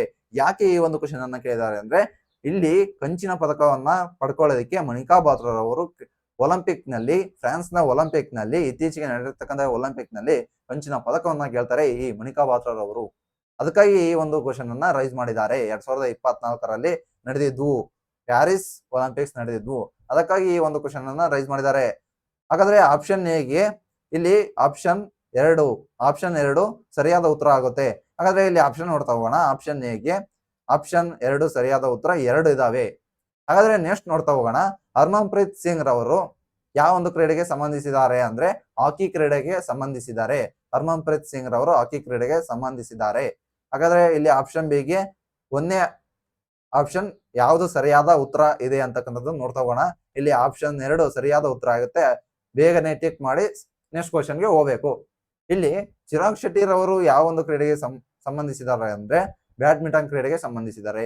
ಬಲರಾಜ್ ರವರು ರೋಯಿಂಗ್ಗೆ ಸಂಬಂಧಿಸಿದ್ದಾರೆ. ಇಷ್ಟೊಂದು ವಿವರಣೆ ಕೊಡೋ ಅವಶ್ಯಕತೆ ಇರೋದಿಲ್ಲ ಎಕ್ಸಾಮ್ ನಲ್ಲಿ. ನೆಕ್ಸ್ಟ್ ನೋಡಬಾರ್ದು, 2ನೇ ಆಪ್ಷನ್ಗೆ ಟಿಕ್ ಹಾಕ್ಬೇಕು, ಹೋಗ್ಬೇಕು. ಇಲ್ಲಿ ಟೈಮ್ ಉಳಿತಾಯ ಆಗುತ್ತೆ. ಹಾಗಾದ್ರೆ ನಾನು ಈಗಾಗಲೇ ಹೇಳಿದೆ, ಇಂದಿನ ತರಗತಿಯಲ್ಲಿ ಸಂಪೂರ್ಣವಾಗಿ ಯಾವ ಯಾವ ಕ್ರೀಡೆಯಲ್ಲಿ ಯಾರು ಪ್ರಸ್ತುತ ಪ್ರಚಲಿತದಲ್ಲಿದ್ದಾರೆ ಅಂತ ಹೇಳಿದ್ದೆ. ಇಲ್ಲಿ ಪಿ ಟಿ ಉಷಾ ಆಗಿರ್ಬೋದು, PV ಸಿಂಧು ರವರು ಆಗಿರ್ಬೋದು, ಹಾಗೆ ಲಕ್ಷ್ಯ ಸೇನ್ ರವರು ಕೂಡ ಪ್ರಚಲಿತದಲ್ಲಿದ್ದಾರೆ ಬ್ಯಾಡ್ಮಿಂಟನ್ ನಲ್ಲಿ. ಚಿರಾಗ್ ರವರು, ಸಾತ್ವಿಕ್ ಹಾಗೂ ಚಿರಾಗ್ ರವರು ಕೂಡ ಪ್ರಚಲಿತದಲ್ಲಿದ್ರು. ನೀರಜ್ ಚೋಪ್ರಾ ರವರು, ಮಿಲ್ಕಾ ಸಿಂಗ್ ರವರು ಪ್ರಮುಖ ಕೃತಿಗಳು. ಇವೆಲ್ಲವನ್ನ ಇಂದಿನ ತರಗತಿಯಲ್ಲಿ ನಾನು ಈಗಾಗಲೇ ಅಪ್ಡೇಟ್ ಮಾಡಿದ್ದೆ. ಅಲ್ಲಿ ಹೋಗಿ ಸಂಪೂರ್ಣವಾಗಿ ಓದಿ. ಹಾಗಾದ್ರೆ ನೆಕ್ಸ್ಟ್ ಕ್ವಶನ್ಗೆ ಹೋಗೋಣ. ಇಲ್ಲಿ ಟೈಮ್ ವೇಸ್ಟ್ ಮಾಡೋದು ಬೇಡ. ಲೋಕಸಭೆಗೆ ಆಂಗ್ಲೋ ಇಂಡಿಯನ್ ಸಮುದಾಯದಿಂದ ನಾಮನಿರ್ದೇಶನ ಮಾಡುವುದಕ್ಕೆ ಸಂಬಂಧಿಸಿದಂತೆ ಈ ಕೆಳಗಿನ ಯಾವ ಹೇಳಿಕೆಯು ಸರಿಯಾಗಿದೆ ಅಂತ ಕ್ವಶನ್ ಅನ್ನ ಕೇಳಿದ್ರು. ಇಲ್ಲಿ ಆಪ್ಷನ್ ಎ 101ನೇ ಸಂವಿಧಾನಾತ್ಮಕ ತಿದ್ದುಪಡಿ ಕಾಯ್ದೆ ಈ ಅವಕಾಶವನ್ನ ಒದಗಿಸಿತು ಅಂತ ಕೊಟ್ಟಿದ್ದಾರೆ. ಆಪ್ಷನ್ ಬಿ 104ನೇ ಸಂವಿಧಾನಾತ್ಮಕ ತಿದ್ದುಪಡಿ ಕಾಯ್ದೆ ಈ ಅವಕಾಶವನ್ನ ತೆಗೆದುಹಾಕಿತು ಅಂತ ಕೊಟ್ಟಿದ್ದಾರೆ. ಆಪ್ಷನ್ ಸಿ 102ನೇ ಸಂವಿಧಾನಾತ್ಮಕ ತಿದ್ದುಪಡಿ ಕಾಯ್ದೆ ಈ ಅವಕಾಶವನ್ನ ತೆಗೆದುಹಾಕಿತು ಅಂತ ಕೊಟ್ಟಿದ್ದಾರೆ. ಆಪ್ಷನ್ ಡಿ 99ನೇ ಸಂವಿಧಾನಾತ್ಮಕ ಕಾಯ್ದೆ ಈ ಅವಕಾಶವನ್ನ ತೆಗೆದುಹಾಕಿತು ಅಂತ ಕೇಳಿದ್ದಾರೆ. ಇಲ್ಲಿ ಲೋಕಸಭೆಗೆ ಆಂಗ್ಲೋ ಇಂಡಿಯನ್ ಅಂತಕ್ಕಂಥ 2 ಹುದ್ದೆಗಳನ್ನ ರಾಷ್ಟ್ರಪತಿ ಅವರು ನೇಮಕ ಮಾಡ್ತಿದ್ರು, ನಾಮನಿರ್ದೇಶನವನ್ನ ಮಾಡ್ತಿದ್ರು. ಇದು ಗೊತ್ತಿರಬೇಕು. ಹಾಗಾದ್ರೆ ಆ ಆಂಗ್ಲೋ ಇಂಡಿಯನ್ ಇತ್ತೀಚೆಗೆ ಅತಿ ಹೆಚ್ಚು ಸುದ್ದಿಯಲ್ಲಿತ್ತು. ಯಾಕಂದ್ರೆ ಆಂಗ್ಲೋ ಇಂಡಿಯನ್ ಹುದ್ದೆಯನ್ನ ತೆಗೆದುಹಾಕಿದ್ರು. ಯಾವ ಒಂದು ವಿಧಿಯ ಪ್ರಕಾರ ಅಂದ್ರೆ ಸಂವಿಧಾನದ 104ನೇ ಸಂವಿಧಾನಾತ್ಮಕ ತಿದ್ದುಪಡಿ ಕಾಯ್ದೆಯ ಪ್ರಕಾರ 2 ತೆಗೆದು ಹಾಕಿದ್ರು ತಾತ್ಕಾಲಿಕವಾಗಿ. ಮತ್ತೆ ಕೂಡ ಮುಂದಿನ ಒಂದು ಭವಿಷ್ಯದಲ್ಲಿ ಇವರನ್ನ ಮತ್ತೆ ನೇಮಕ ಮಾಡಿಕೊಳ್ಳುವ ಅವಕಾಶ ಇದೆ. ತಾತ್ಕಾಲಿಕವಾಗಿ ತೆಗೆದುಹಾಕಿದರೆ ಹೊರತು ಶಾಶ್ವತವಾಗಿ ಈ ಒಂದು ಹುದ್ದೆಯನ್ನ ತೆಗೆದು ಹಾಕಿಲ್ಲ. ಇದು ಕೂಡ ಇಂಪಾರ್ಟೆಂಟ್ ಆಗಿರ್ತಕ್ಕಂಥದ್ದು. ಹಾಗಾದ್ರೆ 101ನೇ ಸಂವಿಧಾನಾತ್ಮಕ ತಿದ್ದುಪಡಿ ಕಾಯ್ದೆ ಏನ್ ಹೇಳುತ್ತಂದ್ರೆ ನಮ್ಗೆ GST ಬಗ್ಗೆ ಹೇಳುತ್ತೆ. ಹಾಗಾದ್ರೆ 102ನೇ ಸಂವಿಧಾನಾತ್ಮಕ ತಿದ್ದುಪಡಿ ಕಾಯ್ದೆ ಏನ್ ಹೇಳುತ್ತೆ ಅಂದ್ರೆ ಇಲ್ಲಿ ಹಿಂದುಳಿದ ವರ್ಗಗಳ ಜನರ ಒಂದು ದೂರುಗಳನ್ನ ಸ್ವೀಕರಿಸಬೇಕು ಅಂತಕ್ಕಂಥದ್ದನ್ನ ತಿಳಿಸುತ್ತೆ. ಹಿಂದುಳಿದ ವರ್ಗಗಳ ಆಯೋಗದ ಬಗ್ಗೆ ಕೂಡ ತಿಳಿಸುತ್ತೆ. ಇಲ್ಲಿ 99ನೇ ಸಂವಿಧಾನಾತ್ಮಕ ತಿದ್ದುಪಡಿ ಕಾಯ್ದೆ ಏನನ್ನ ತಿಳಿಸುತ್ತೆ ಅಂದ್ರೆ ರಾಷ್ಟ್ರೀಯ ನ್ಯಾಯಾಂಗ ನೀತಿಯ ಬಗ್ಗೆ, ರಾಷ್ಟ್ರೀಯ ನ್ಯಾಯಾಂಗದ ನೇಮಕಾತಿ ಬಗ್ಗೆ ತಿಳಿಸುತ್ತೆ ಈ 99ನೇ ಸಂವಿಧಾನಾತ್ಮಕ ತಿದ್ದುಪಡಿ ಅಂತಕ್ಕಂಥದ್ದು. ಇದಿಷ್ಟು ವೆರಿ ವೆರಿ ಇಂಪಾರ್ಟೆಂಟ್. ಈಗಾಗಲೇ ನಾವು ಇಲ್ಲಿ ನೋಡ್ತಾ ಇರಬಹುದು 100ನೇ ಸಂವಿಧಾನಾತ್ಮಕ ತಿದ್ದುಪಡಿ ಬಾಂಗ್ಲಾದೇಶದ ಗಡಿಯ ಬಗ್ಗೆ ತಿಳಿಸುತ್ತೆ. ಇಲ್ಲಿ 98ನೇ ಸಂವಿಧಾನಾತ್ಮಕ ತಿದ್ದುಪಡಿ ಕೂಡ ವೆರಿ ವೆರಿ ಇಂಪಾರ್ಟೆಂಟ್. ಕರ್ನಾಟಕದ ಸಂಪೂರ್ಣವಾದ ಚಿತ್ರಣ ಈ ಒಂದು 98ನೇ ಸಂವಿಧಾನಾತ್ಮಕ ತಿದ್ದುಪಡಿ ಕಾಯ್ದೆ ತಿಳಿಸುತ್ತೆ. ಹಾಗಾದ್ರೆ ನೆಕ್ಸ್ಟ್ ನೋಡ್ತಾ ಹೋಗೋಣ. ಬೌದ್ಧ ಸಮ್ಮೇಳನಗಳು ಮತ್ತು ರಾಜಮನೆತನಗಳ ಆಶ್ರಯಕ್ಕೆ ಸಂಬಂಧಿಸಿದಂತೆ ಈ ಕೆಳಗಿನ ಜೋಡಿಗಳನ್ನ ಪರಿಗಣಿಸಿ. 1ನೇ ಬೌದ್ಧ ಸಮ್ಮೇಳನ, 2ನೇ ಬೌದ್ಧ ಸಮ್ಮೇಳನ ಆರ್ಯಾಂಕ ಒಂದು ಮನೆತನಕ್ಕೆ ಸಂಬಂಧಿಸಿದ್ದು, 3ನೇ ಬೌದ್ಧ ಸಮ್ಮೇಳನ ಹಾಗೆ 4ನೇ ಬೌದ್ಧ ಸಮ್ಮೇಳನ ಈ ಮೇಲಿನ ಯಾವ ಜೋಡಿಗಳು ಸರಿಯಾಗಿವೆ ಅಂತ ಕ್ವಶನ್ ಅನ್ನ ರೈಸ್ ಮಾಡಿದ್ದಾರೆ. ಬೌದ್ಧ ಸಮ್ಮೇಳನಗಳು ಹಾಗೂ ರಾಜಾಶ್ರಯ ಮನೆತನಗಳಿಗೆ ಸಂಬಂಧಿಸಿದಂತೆ ಈಗಾಗಲೇ ನಾನು ಹಿಂದಿನ ತರಗತಿಯಲ್ಲಿ ಸಂಪೂರ್ಣವಾಗಿ ಹೇಳಿದ್ದೆ. ಈ ಕ್ವಶನ್ ಅನ್ನ ಈಗ ಪಾಸ್ ಮಾಡ್ತಾ ಇದ್ದೀನಿ. ಯಾಕಂದ್ರೆ ಇಲ್ಲಿ ಟೈಮ್ ವೆರಿ ವೆರಿ ಇಂಪಾರ್ಟೆಂಟ್ ಆಗಿರ್ತಕ್ಕಂಥದ್ದು. 2024ರ ವಿಂಬಲ್ಡನ್ ಪುರುಷರ ಟೆನ್ನಿಸ್ ಸಿಂಗಲ್ಸ್ ಪ್ರಶಸ್ತಿ ಗೆದ್ದ ಕಾರ್ಲೋಸ್ ಅಲ್ಕರಾಜ್ ಯಾರ ವಿರುದ್ಧ ಅಂತಿಮ ಪಂದ್ಯ ಆಡಿದರು ಮತ್ತು ಯಾವ ದೇಶದವರು? ಈಗಾಗಲೇ ನಾವು ವೆರಿ ವೆರಿ ಇಂಪಾರ್ಟೆಂಟ್ ಆಗಿರ್ತಕ್ಕಂಥದ್ದು 2024ರಲ್ಲಿ ವಿಂಬಲ್ಡನ್ ಟೆನ್ನಿಸ್ ಟೂರ್ನಿ ಬಗ್ಗೆ ಕೇಳಿದರೆ ಕ್ವಶನ್ ಅಂದ್ರೆ ಇಲ್ಲಿ 2025ರಲ್ಲೂ ಕೂಡ ಕರೆಂಟ್ ಅಫೇರ್ಸ್ ನಲ್ಲಿ ಇತ್ತು ಟೇಬಲ್ ಟೆನ್ನಿಸ್ ಟೂರ್ನಿಗಳು. ಈಗಾಗಲೇ ನಾನು ಫ್ರೆಂಚ್ ಓಪನ್ ಟೆನ್ನಿಸ್ ಟೂರ್ನಿ ಬಗ್ಗೆ ಹೇಳಿದೆ, ಆಸ್ಟ್ರೇಲಿಯಾ ಓಪನ್ ಟೆನ್ನಿಸ್ ಟೂರ್ನಿ ಬಗ್ಗೆ ಹೇಳಿದೆ, ವಿಂಬಲ್ಡನ್ ಟೆನ್ನಿಸ್ ಟೂರ್ನಿ ಬಗ್ಗೆ ಹೇಳಿದ್ದೇನೆ, ಹಾಗೆ US ಓಪನ್ ಟೆನ್ನಿಸ್ ಟೂರ್ನಿ ಬಗ್ಗೆ ಕೂಡ ನಾನು ಈಗಾಗಲೇ ಸಂಪೂರ್ಣವಾಗಿ ಹೇಳಿದ್ದೇನೆ. ಯಾಕೆ ಅಂದ್ರೆ ಇಲ್ಲಿ ಇಂಪಾರ್ಟೆಂಟ್ ಆಗಿರ್ತಕ್ಕಂಥದ್ದು ಈ ಒಂದು ಕ್ವಶನ್ ಇಂಪಾರ್ಟೆಂಟ್ ಅಲ್ಲ, ನಮಗೆ ಈ ಒಂದು ಕ್ವಶನ್ ಅನ್ನ ಆಧಾರವಾಗಿಟ್ಟುಕೊಂಡು ನೆಕ್ಸ್ಟ್ 2025ರಲ್ಲಿ ಯಾವ ಒಂದು ಕ್ವಶನ್ ಅನ್ನ ಕೇಳಬಹುದು ಅಂತಕ್ಕಂಥದ್ದು ವೆರಿ ವೆರಿ ಇಂಪಾರ್ಟೆಂಟ್ ಆಗಿರುತ್ತೆ. ಹಾಗಾದ್ರೆ ಇಲ್ಲಿ ನೆಕ್ಸ್ಟ್ ನೋಡ್ತಾ ಹೋಗೋಣ. ಇಲ್ಲಿ ವಿಂಬಲ್ಡನ್ ಓಪನ್ ಟೆನ್ನಿಸ್ ಟೂರ್ನಿ ಬಗ್ಗೆ ಸಂಪೂರ್ಣವಾಗಿ ಸ್ಪೆಷಲ್ ವಿಡಿಯೋವನ್ನ ಮಾಡೋದರ ಮೂಲಕ ಈಗಾಗಲೇ ನಾನು ನಿಮಗೆ ತಿಳಿಸಿದ್ದೆ. ಅಲ್ಲಿ ಹೋಗಿ ಸಂಪೂರ್ಣವಾಗಿ French open tennis tourney, Wimbledon tennis tourney, ಹಾಗೆ ಆಸ್ಟ್ರೇಲಿಯನ್ ಟೆನ್ನಿಸ್ ಟೂರ್ನಿ, ಹಾಗೆ US ಟೆನ್ನಿಸ್ ಟೂರ್ನಿ ಬಗ್ಗೆ ಸಂಪೂರ್ಣವಾಗಿ ಓದಿ. ನೆಕ್ಸ್ಟ್ ನೋಡ್ತಾ ಹೋಗೋಣ. ಇಲ್ಲಿ ವಿಂಬಲ್ಡನ್ ಟೆನ್ನಿಸ್ ಟೂರ್ನಿಯಲ್ಲಿ ಇಟಲಿಯ ಜೆನ್ನಿಕ್ ಸಿನ್ನರ್ ಅವರು ಮೆನ್ಸ್ ಸಿಂಗಲ್ಸ್ ನಲ್ಲಿ ಪ್ರಶಸ್ತಿಯನ್ನ ಪಡ್ಕೊಂಡ್ರು 2025ರಲ್ಲಿ. ಹಾಗೆಯೇ 2025ರಲ್ಲಿ ಮಹಿಳೆಯರ ಮಹಿಳೆಯರ ಸಿಂಗಲ್ಸ್ ವಿಭಾಗದಲ್ಲಿ ಈಗಾ ಸ್ವ್ಯಾಟೆಕ್ ಪೋಲ್ಯಾಂಡ್ ದೇಶದವರು ಈ ಒಂದು ವಿಂಬಲ್ಡನ್ ಟೂರ್ನಿಯ ಚಾಂಪಿಯನ್ ಆದರು. ಇಲ್ಲಿ ವೆರಿ ವೆರಿ ಇಂಪಾರ್ಟೆಂಟ್. ನಾವು ಕೇವಲ ಭಾರತದ ರಾಷ್ಟ್ರದಲ್ಲಿ ಕ್ರಿಕೆಟ್ ಆಡಿದ್ರೆ ಕೇವಲ ಗೆದ್ದವರಿಗೆ, ಚಾಂಪಿಯನ್ ಆದವರಿಗೆ ಇಲ್ಲಿ ಕೇವಲ 20 ಕೋಟಿ ಕೊಡ್ತಾ ಇದ್ದಾರೆ. ಇಲ್ಲಿ ಇಡೀ ಪ್ರಪಂಚಕ್ಕೆ ಇಂಪಾರ್ಟೆಂಟ್ ಆಗಿರ್ತಕ್ಕಂಥ ಟೇಬಲ್ ಟೆನ್ನಿಸ್ ನಲ್ಲಿ ಸುಮಾರು 200 ಕೋಟಿಗಳ ಗಟ್ಟಲೆ ಕೊಡ್ತಾ ಇದ್ದಾರೆ ಚಾಂಪಿಯನ್ ಆದವರಿಗೆ. ಇಂಥ ಕ್ರೀಡೆಗೆ ನಾವು ಫೋಕಸ್ ಮಾಡ್ತಾ ಇಲ್ಲ. ಈ ಒಂದು ಸಂಗತಿ ನಮಗೆ ಬೇಸರವನ್ನ ಉಂಟು ಮಾಡ್ತಾ ಇದೆ. ಯಾರು ಟೇಬಲ್ ಟೆನ್ನಿಸ್ ಟೂರ್ನಿಗೆ ಅರ್ಹರಾಗ್ತಾರೋ ನಮ್ಮ ಭಾರತದಲ್ಲಿ, ಅಲ್ಲಿಯವರೆಗೆ ನಮ್ಮ ಭಾರತ ದೇಶ ಹಿಂದುಳಿದ ರಾಷ್ಟ್ರ ಆಗುತ್ತೆ ಅಂತಕ್ಕಂಥ ಮಾತನ್ನ ಇಲ್ಲಿ ಹೇಳಲಿಕ್ಕೆ ಇಚ್ಛೆ ಪಡ್ತೀನಿ. ಹಾಗಾದ್ರೆ ಇಲ್ಲಿ ಸಂಪೂರ್ಣವಾಗಿ ಒಂದು ವಿಡಿಯೋ ಮಾಡಿದ್ದೇನೆ ನೋಡಿ. ಟೇಬಲ್ ಟೆನ್ನಿಸ್ ಟೂರ್ನಿಮೆಂಟ್ ಬಗ್ಗೆ ಸಂಪೂರ್ಣವಾಗಿ ಒಂದು ಸ್ಪೆಷಲ್ ಆಗಿರ್ತಕ್ಕಂಥ ವಿಡಿಯೋವನ್ನ ಮಾಡಿದ್ದೇನೆ. ಅಲ್ಲಿ ಹೋಗಿ ಸಂಪೂರ್ಣವಾಗಿ ಆ ವಿಡಿಯೋವನ್ನ ನೋಡಿ. ಕೋಪನನ್ನ ವಾಯುಗುಣ ವರ್ಗೀಕರಣಕ್ಕೆ ಸಂಬಂಧಿಸಿದಂತೆ, ಭಾರತಕ್ಕೆ ಸಂಬಂಧಿಸಿದಂತೆ ಈ ಕೆಳಗಿನ ಜೋಡಿಗಳನ್ನ ಪರಿಗಣಿಸಿ ಅಂತ ಕೊಟ್ಟಿದ್ದಾರೆ. ಇಲ್ಲಿ ಆಪ್ಷನ್ ಎ ಕೋರಮಂಡಲ ವರ್ಗೀಕರಣ ಚಿಹ್ನೆಯನ್ನ ಕೊಟ್ಟಿದ್ದಾರೆ. ಆಪ್ಷನ್ ಬಿ ಪಶ್ಚಿಮ ತೀರ, ಆಪ್ಷನ್ ಸಿ ರಾಜಸ್ಥಾನದ ಉಷ್ಣ ಮರುಭೂಮಿ. ಇಲ್ಲಿ ಕೋಪನ್ನ ವಾಯುಗುಣ, ಕೋಪನ್ ಯಾರು? ಫಸ್ಟ್ ಮೊಟ್ಟ ಮೊದಲ ಬಾರಿಗೆ ರಷ್ಯಾದ ಭೂಗೋಳ ಶಾಸ್ತ್ರಜ್ಞ ಈ ಕೋಪನ್ ತನ್ನದೇ ಆದ ವಾಯುಗುಣದ ವರ್ಗೀಕರಣದ ಬಗ್ಗೆ ತಿಳಿಸ್ತಾ ಹೋಗ್ತಾನೆ. ಇಲ್ಲಿ ಆಪ್ಷನ್ ಎ ಆಗುತ್ತೋ, ಆಪ್ಷನ್ ಬಿ ಎ ಮತ್ತು ಬಿ ಮಾತ್ರ ಸರಿ ಆಗುತ್ತೋ, ಆಪ್ಷನ್ ಡಿ ಬಿ ಮಾತ್ರ ಸರಿ ಆಗುತ್ತೋ, option D A B C ಎಲ್ಲವೂ ಕೂಡ ಸರಿ ಆಗ್ತಾವು ಅಂತ ಕ್ವಶನ್ ಅನ್ನ ರೈಸ್ ಮಾಡಿದ್ದಾರೆ. ಇದಕ್ಕೆ ವೆರಿ ವೆರಿ ಇಂಪಾರ್ಟೆಂಟ್ ಆಗಿರ್ತಕ್ಕಂಥ ಆನ್ಸರ್ ಯಾವ್ದಂದ್ರೆ ಆಪ್ಷನ್ ಡಿ ಅಂತಕ್ಕಂಥದ್ದು. ಇಲ್ಲಿ ಕೋಪನನ್ನ ವರ್ಗೀಕರಣದ ಬಗ್ಗೆ ನಿಮ್ಗೆ ಹೇಳ್ತಾ ಹೋದ್ರೆ ಅದೇ ಒಂದು ದೊಡ್ಡ ಕ್ಲಾಸ್ ಆಗ್ಬಿಡುತ್ತೆ. ಇಲ್ಲಿ ವಾಯುಗುಣ ಅಂತ ಮ್ಯಾಟರ್ ಬಂದಾಗ ಅಲ್ಲಿ ಕೋಪನನ್ನ ವಾಯುಗುಣದ ಸಂಪೂರ್ಣವಾಗಿ ವಿವರಣೆಯನ್ನ ನೀಡ್ತೇನೆ. ಕೋಪನ್ ಉಷ್ಣ ಒಂದು ಪ್ರದೇಶವನ್ನ ಗುರುತಿಸಲಿಕ್ಕೆ ಯಾವ ಯಾವ ಒಂದು ಕ್ಯಾಪಿಟಲ್ ಅಕ್ಷರಗಳನ್ನ ತೆಗೆದುಕೊಂಡ. ಇಲ್ಲಿ ACED ಅಂತಕ್ಕಂಥ ಒಂದು ಕ್ಯಾಪಿಟಲ್ ಚಾರಾಕ್ಷರಗಳನ್ನ ತೆಗೆದುಕೊಂಡ ಉಷ್ಣ ಒಂದು ಪ್ರದೇಶವನ್ನ ಗುರುತಿಸಲಿಕ್ಕೆ. ಹಾಗೆ ಶುಷ್ಕ ಒಂದು ಪ್ರದೇಶವನ್ನ ಗುರುತಿಸಲಿಕ್ಕೆ ಬಿ ಅಂತಕ್ಕಂಥ ಒಂದು ಕ್ಯಾರೆಕ್ಟರ್ ಆಗಿರ್ತಕ್ಕಂಥ ಒಂದು ಆಂಗ್ಲ ಪದವನ್ನ ಇಲ್ಲಿ ತೆಗೆದುಕೊಂಡ. ಹೀಗೆ ಸಂಪೂರ್ಣವಾಗಿ ಕೋಪನನ್ನ ವಾಯುಗುಣವನ್ನ ಸಪರೇಟ್ ಆಗಿರ್ತಕ್ಕಂಥ ವಿಡಿಯೋವನ್ನ ಮಾಡೋಣ. ಅದೇ ಒಂದು ದೊಡ್ಡ ತರಗತಿ ಆಗಿಬಿಡುತ್ತೆ ಇಲ್ಲಿ. ಹಾಗಾದ್ರೆ ನೆಕ್ಸ್ಟ್ ನೋಡ್ತಾ ಹೋಗೋಣ. ಕೆಳಕಂಡ ಹೇಳಿಕೆಗಳನ್ನ ಪರಿಗಣಿಸಿ. ಹೇಳಿಕೆ 1, ಆಸಿಡ್ ಮಳೆಯಲ್ಲಿ pH 5.6 ಗಿಂತ ಕಡಿಮೆ ಇರುತ್ತೆ ಅಂತೆ. ಆಪ್ಷನ್ ಬಿ ಹೇಳಿಕೆ 2 ಅಂತಕ್ಕಂಥದ್ದು ಹೇಳುತ್ತೆ ಆಸಿಡ್ ಮಳೆಯಲ್ಲಿ ನೈಟ್ರಿಕ್ ಆಸಿಡ್ ಮತ್ತು ಸಲ್ಫೂರಿಕ್ ಆಸಿಡ್ ನಂತಹ ಆಸಿಡ್ ಗಳನ್ನ ಒಳಗೊಂಡಿರುತ್ತೆ. ಈ ಒಂದು ಆಸಿಡ್ ಮಳೆ ಅಂತಕ್ಕಂಥದ್ದು pH ಮೌಲ್ಯ 5.6 ಗಿಂತ ಕಡಿಮೆ ಇರುತ್ತಂತೆ. ಮತ್ತೆ ಆಪ್ಷನ್ ಹೇಳಿಕೆ 2ರಲ್ಲಿ ಹೇಳ್ತಾ ಇದ್ದಾರೆ ಇದೇ ಆಸಿಡ್ ಮಳೆಯಲ್ಲಿ ನೈಟ್ರಿಕ್ ಆಸಿಡ್ ಮತ್ತು ಸಲ್ಫೂರಿಕ್ ಆಸಿಡ್ ಗಳನ್ನ ಒಳಗೊಂಡಿರುತ್ತೆ ಅಂತ ಹೇಳಿದ್ದಾರೆ. ಇಲ್ಲಿ ಮೇಲಿನ ಹೇಳಿಕೆಗೆ ಸಂಬಂಧಪಟ್ಟಂತೆ ಯಾವುದು ಸರಿಯಾಗಿದೆ ಅಂತ ಕ್ವಶನ್ ಅನ್ನ ರೈಸ್ ಮಾಡಿದ್ದಾರೆ. ಇಲ್ಲಿ ಆಪ್ಷನ್ 1 ನೋಡ್ತಾ ಹೋಗೋಣ. 1 ಮತ್ತು 2 ಹೇಳಿಕೆಗಳು ಸರಿಯಾಗಿವೆ ಮತ್ತು 2ನೇ ಹೇಳಿಕೆಯು 1ನೇ ಹೇಳಿಕೆಯನ್ನ ವಿವರಿಸುತ್ತೆ ಅಂತ ಕೊಟ್ಟಿದ್ದಾರೆ. ಆಪ್ಷನ್ ಬಿ ನೋಡ್ತಾ ಹೋಗೋಣ. 1 ಮತ್ತು 2 ಹೇಳಿಕೆಗಳು ಸರಿಯಾಗಿವೆ, ಆದರೆ 1ನೇ ಹೇಳಿಕೆ 2ನೇ ಹೇಳಿಕೆಯನ್ನ ಸಂಪೂರ್ಣವಾಗಿ ವಿವರಿಸೋದಿಲ್ಲ ಅಂತ ಕೊಟ್ಟಿದ್ದಾರೆ. ಆಪ್ಷನ್ ಸಿ ಹೇಳಿಕೆ 1 ಸರಿಯಾಗಿದೆ, ಆದರೆ ಹೇಳಿಕೆ 2 ತಪ್ಪಾಗಿದೆ ಅಂತ ಕೊಟ್ಟಿದ್ದಾರೆ. ಆಪ್ಷನ್ ಡಿ ಕೊಟ್ಟಿದ್ದಾರೆ ಹೇಳಿಕೆ 1 ಸರಿಯಾಗಿಲ್ಲ, ಆದರೆ ಹೇಳಿಕೆ 2 ಸರಿಯಾಗಿದೆ ಅಂತ ಕೊಟ್ಟಿದ್ದಾರೆ. ಇಲ್ಲಿ ಸರಿಯಾದ ಉತ್ತರ ಯಾವ್ದಾಗುತ್ತಂದ್ರೆ ಆಪ್ಷನ್ 1 ಸರಿಯಾದ ಉತ್ತರ ಆಗುತ್ತೆ. 1 ಮತ್ತು 2 ಹೇಳಿಕೆಗಳು ಸರಿಯಾಗಿವೆ, 2ನೇ ಹೇಳಿಕೆ 1ನೇ ಹೇಳಿಕೆಗೆ ನಿರ್ದಿಷ್ಟವಾಗಿ ಕಾರಣವನ್ನ ವಿವರಿಸುತ್ತೆ ಅಂತಕ್ಕಂಥದ್ದು ಸರಿಯಾದ ಉತ್ತರ ಆಗುತ್ತೆ. ಇಲ್ಲಿ ನೆಕ್ಸ್ಟ್ ನೋಡ್ತಾ ಹೋಗೋಣ. ಇಲ್ಲಿ ಪ್ರಮುಖವಾಗಿ ಯಾವ ಒಂದು pH ಮೌಲ್ಯ ಇರ್ತವೆ. ಇಲ್ಲಿ ರಕ್ತದಲ್ಲಿ 7.4 pH ಮೌಲ್ಯ ಇರ್ತದೆ. ಹಾಗಾದ್ರೆ pH ಮೌಲ್ಯ ಅಂದ್ರೆ ಏನು? ಇಲ್ಲಿ pH ಮೌಲ್ಯ ಅಂದ್ರೆ 0 ಇಂದ 7 ವರೆಗೆ ಹಾಗೂ 7 ನಿಂದ 14 ವರೆಗೆ ಸಂಪೂರ್ಣವಾಗಿ pH ಮೌಲ್ಯಮಾಪನವನ್ನ ಅಳತೆ ಮಾಡ್ತೀವಿ. 0 ಇಂದ 7 ವರೆಗೆ ಇರ್ತಕ್ಕಂಥದ್ದು ಆಸಿಡ್ ಅಂತ ಗುರುತಿಸ್ತೀವಿ, ಆಮ್ಲ ಅಂತ ಗುರುತಿಸ್ತೀವಿ. 7 ನಿಂದ 14 ಅಂತಕ್ಕಂಥ ಮಾಪನವನ್ನ ನಾವು ಪ್ರತ್ಯಾಮ್ಲ ಅಥವಾ ಕ್ಷಾರೀಯ ಅಂತಕ್ಕಂಥದ್ದನ್ನ ಸೂಚಿಸ್ತೀವಿ. ಹಾಗಾದ್ರೆ ಇಲ್ಲಿ 7 ಅಂತಕ್ಕಂಥದ್ದು ತಟಸ್ಥವಾಗಿರ್ತಕ್ಕಂಥದ್ದು.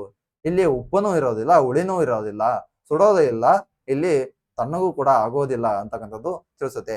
ರಕ್ತದಲ್ಲಿ ಇರ್ತಕ್ಕಂಥದ್ದು 7.4 pH ಮೌಲ್ಯ, ಮೂತ್ರದಲ್ಲಿ 6 ಇರುತ್ತೆ, ಲಾಲಾರಸದಲ್ಲಿ 6.35, ಜಠರದಲ್ಲಿ ಕೇಳಿದರೆ ಮಣ್ಣಿನಲ್ಲಿ ಕೂಡ ಯಾವ ಒಂದು pH ಮೌಲ್ಯ ಇರುತ್ತೆ, ಆಮ್ಲ ಮಳೆಯಲ್ಲಿ ಯಾವುದೋ ಒಂದು pH ಮೌಲ್ಯ ಇರುತ್ತೆ, ಬಾಳೆಹಣ್ಣು, ಕಿತ್ತಳೆ ರಸ, ನಿಂಬೆಹಣ್ಣು ಪ್ರಮುಖವಾಗಿ ಕೇಳ್ತಾ ಹೋಗಿದ್ದಾರೆ. ಈ ಒಂದು ಪಟ್ಟಿಯನ್ನು ಸಂಪೂರ್ಣವಾಗಿ ಗಮನಿಸಿ ನೀವು ಕೂಡ.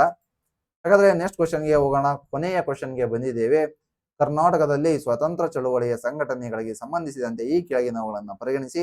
ಇಲ್ಲಿ ಆಪ್ಷನ್ ಎ ಕೊಟ್ಟಿದ್ದಾರೆ Mazzini club. Mazzini club Gangadhar Rao ದೇಶಪಾಂಡೆರವರು ಇಲ್ಲಿ ಸ್ಥಾಪಿಸಿದ್ರು. ಚರಕ ಸಂಘವನ್ನ ಹನುಮಂತರಾವ್ ದೇಶಪಾಂಡೆರವರು ಸ್ಥಾಪಿಸಿದ್ರು. ಆಪ್ಷನ್ ಸಿ ಹಿಂದೂಸ್ತಾನಿ ಸೇವಾದಳ ಅರ್ಡೇಕರ್ ಮಂಜಪ್ಪರವರು ಇಲ್ಲಿ ಸ್ಥಾಪಿಸಿದ್ರು ಅಂತ ಕ್ವಶನ್ ಅನ್ನ ರೈಸ್ ಮಾಡಿದ್ದಾರೆ. ಕರ್ನಾಟಕ ಏಕೀಕರಣ ಚಳುವಳಿಯಲ್ಲಿ ಬರ್ತಕ್ಕಂಥ ಪ್ರಮುಖ ಕ್ಲಬ್ಗಳು, ಸಂಘಗಳು ಇಲ್ಲಿ ಬರ್ತಕ್ಕಂಥ ಕ್ವಶನ್ ಅಲ್ಲಿ ಕೇಳಿದ್ದಾರೆ. ಇಲ್ಲಿ ಮ್ಯಾಜಿನಿ ಕ್ಲಬ್ ಅನ್ನ ಹನುಮಂತರಾಯ್ ದೇಶಪಾಂಡೆರವರು ಸ್ಥಾಪನೆ ಮಾಡ್ತಾರೆ. ಚರಕ ಸಂಘವನ್ನ ಗಂಗಾಧರ ರಾವ್ ದೇಶಪಾಂಡೆ ಅವರು ಕೂಡ ಇಲ್ಲಿ ಸ್ಥಾಪನೆ ಮಾಡ್ತಾರೆ. ಸರಿಯಾಗಿರ್ತಕ್ಕಂಥದ್ದು ಹಿಂದೂಸ್ತಾನಿ ಸೇವಾದಳ ಅರ್ಡೇಕರ್ ಮಂಜಪ್ಪ ಅವರು ಸ್ಥಾಪನೆ ಮಾಡಿದ್ದು. ಇದು ಮಾತ್ರ ಸರಿಯಾಗಿದೆ. ಹಾಗಾದ್ರೆ ಇದಕ್ಕೆ ಯಾವ್ದು ಆಪ್ಷನ್ ಆಗುತ್ತೆ ನೋಡೋಣ. ಈ ಮೇಲಿನ ಎಷ್ಟು ಜೋಡಿಗಳು ಸರಿಯಾಗಿ ಹೊಂದಿಕೆಯಾಗಿವೆ? ಸರಿಯಾಗಿ ಅಂತ ಕೇಳಿದರೆ, ತಪ್ಪಾಗಿ ಅಂತ ಕೇಳಿಲ್ಲ. ಎಷ್ಟು ಜೋಡಿಗಳು ಅಂದ್ರೆ ಒಂದೇ ಜೋಡಿ ಮಾತ್ರ. ಇದಕ್ಕೆ ಆಪ್ಷನ್ ಎ ಆಗುತ್ತೆ ಇಂಪಾರ್ಟೆಂಟ್ ಆಗಿರ್ತಕ್ಕಂಥದ್ದು. ಹಾಗಾದ್ರೆ ಇವತ್ತಿನ ಸಂಪೂರ್ಣ ಟಾಪ್ 15 ಕ್ವಶನ್ ಗಳನ್ನ ಸಂಪೂರ್ಣವಾಗಿ ಅನಲೈಸ್ ಮಾಡ್ತಾ ಬಂದಿದ್ದೇವೆ. ಇದೆಲ್ಲವನ್ನ ನಾವು ಟೆಲಿಗ್ರಾಮ್ ಚಾನಲ್ ನಲ್ಲಿ ನೀಡಿರ್ತೇನೆ. ಟೆಲಿಗ್ರಾಮ್ ಚಾನಲ್ ಲಿಂಕ್ ಅನ್ನ ಈ ಒಂದು ವಿಡಿಯೋದ ಡಿಸ್ಕ್ರಿಪ್ಷನ್ ಬಾಕ್ಸ್ ನಲ್ಲಿ ನೀಡಿರ್ತೇನೆ. ಅಲ್ಲಿ ಹೋಗಿ ಸಂಪೂರ್ಣವಾಗಿ ಡೌನ್ಲೋಡ್ ಮಾಡಿಕೊಂಡು ಓದಿ. ಮತ್ತೆ ಮುಂದಿನ ವಿಡಿಯೋದೊಂದಿಗೆ ಸೂಪರ್ ಆಗಿರ್ತಕ್ಕಂಥ ವಿಷಯಗಳೊಂದಿಗೆ ನಿಮ್ಮ ಮುಂದೆ ಬರ್ತೇನೆ. ಅಲ್ಲಿವರೆಗೂ take care, bye. Thank you very much.